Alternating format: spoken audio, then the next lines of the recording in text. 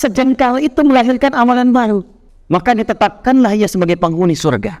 Padahal mabuk hatam, bunuh orang banyak, zina hatam.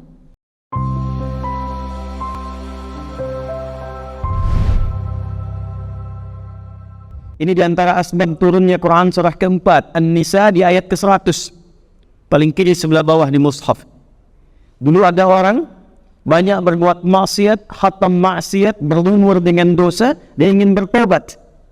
Maka dia datang pada seorang syekh. Kata syekh itu, pergilah ke Ustadz Fulan, Kiai Fulan, karena ia yang pantas dan layak membimbingmu. Nah, ini ada adab, ya, dalam ta'lim, dalam mengajar di antara kalangan ustadz, kiai, syekh, saling merekomendasikan pada guru-guru yang layak untuk mengajar. Kalau di sini ada pakar Quran, jamaah ingin belajar hadis, referensikan pada ustadz yang ahli hadis, referensikan pada ustadz yang ahli fiqih, sehingga setiap jamaah mendapatkan bagian dari apa yang didapatkannya. Maka berangkat orang itu, di pertengahan tertiba kemudian, belum sampai ke tujuan, jaraknya persis tengah-tengah lebih sejengkal. Datanglah maut menjemputnya.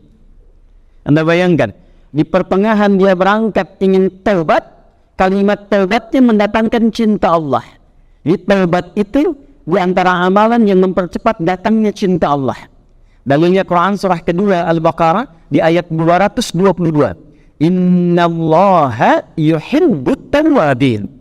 Sungguh Allah sangat mencintai pelaku maksiat yang mau bertobat. Jadi kalau Anda ingin bikin status di Instagram, ya, Allah sangat mencintai pelaku maksiat yang gemar bertobat dibandingkan orang soleh yang tidak pernah merasa salah. Bikin status tuh ya. Dia tobat dengan langkahnya. Jadi begitu dia sampai di pertengahan jalan, karena taubatnya menggugurkan dosanya, setengah jengkalnya itu mendatangkan amalan baru. Di begitu taubat, dosa gugur semua. Sejengkal itu melahirkan amalan baru. Maka ditetapkanlah ia sebagai penghuni surga. Padahal mabuk hatam, bunuh orang banyak, zina hatam.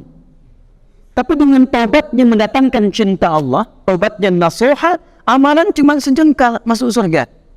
Dari kisah itu turun ayat, wa may yuhajir fi sabilillah yajid fil ardi muragaman katsiran wa sa'an. Wa man yakhruj min baytihi muhajiran ila Allah war rasul thumma yudrikhu al-maut faqad waqa'a ajruhu 'ala Allah. Siapa yang mau merubah dirinya, berhijrah menjadi lebih baik dekat dengan Allah. Jadi hijrah itu bukan masuk kelompok tertentu, bukan masuk komunitas tertentu. Hijrah itu menjadikan diri kita dekat dengan Allah. Siapa yang motivasi datangnya ke masjid ini ingin menjadi lebih dekat dengan Allah, ingin menjadi lebih taat kepada Allah, bahkan belum sampai pun ke tujuan, di tengah-tengah maut datang menjemputnya, itu langsung keluar pernyataan langsung dari Allah, diampuni dosanya kalau dia bertobat, ditetapkan pahalanya untuk dibawa pulang. Makanya kalau sudah datang mau pulang, perbanyak istighfar, ya, bukan perbanyak foto tuh.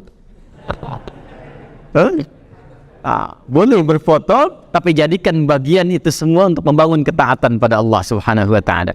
Ya. Wa nazalat alaihimus sakinah, isyarat dari Nabi akan ada ketenangan pada jiwa.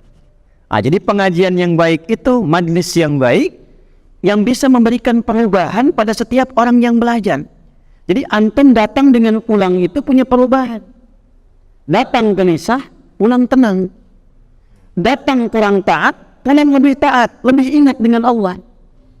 Datang dengan pulang, ilmunya berbeda.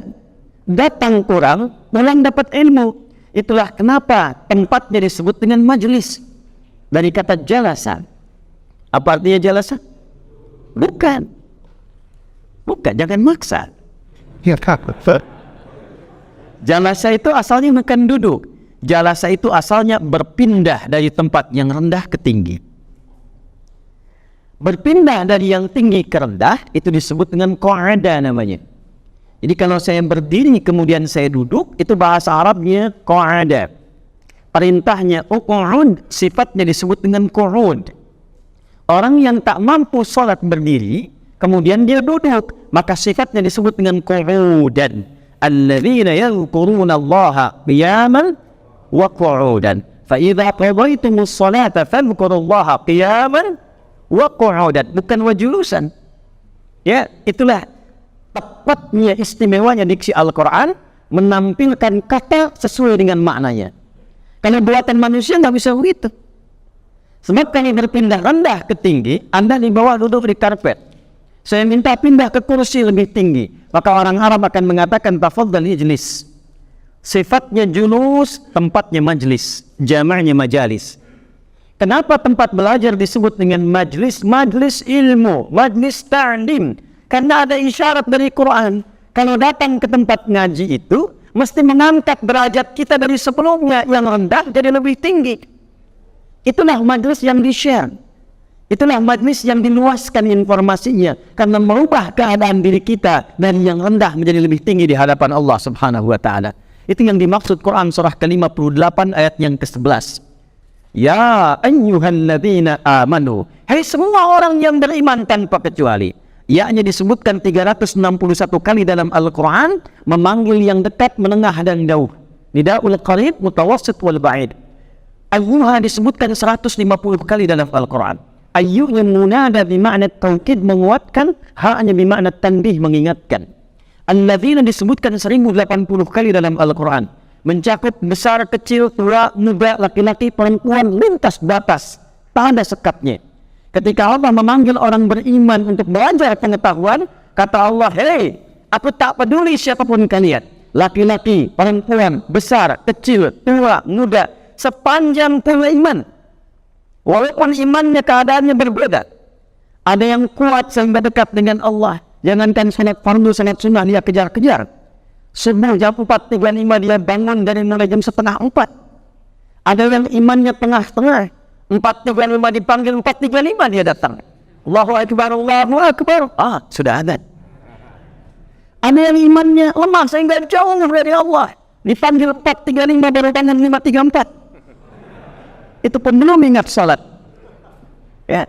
Kata Allah, datang belajar majalis. Idza qila lakum tafassahu fil majalis, jama' dari majlis. Apa yang diangkat? Lihat ujung ayatnya.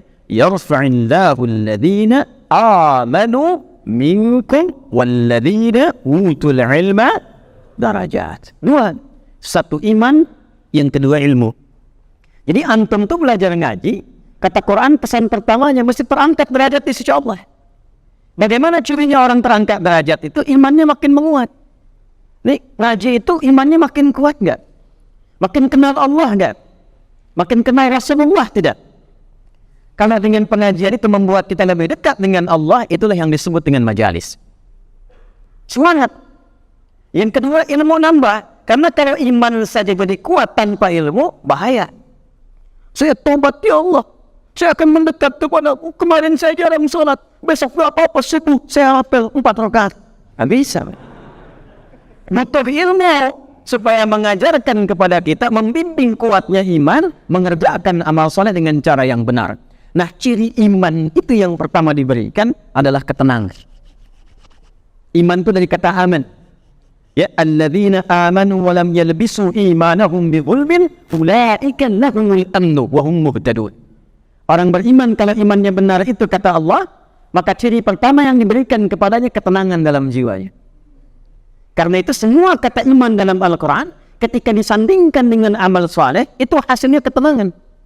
Al-Baqarah misalnya di ayat yang ketiga, kalimat iman pertama, alladzina yu'minuna bil ghaib wa yuqimuna shalah. Iman dan salat, apa fungsi salat? Di antara fungsi yang memberikan ketenangan pada jiwa.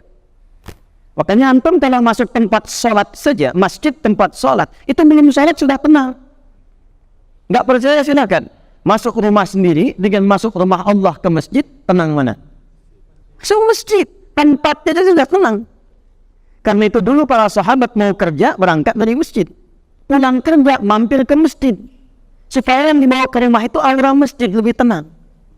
Kadang-kadang di jalan ketemu mobil macet dan sebagainya, pekerjaan di dalam kantor luar biasa banyaknya, yang dibawa ke rumah aura kantor capek.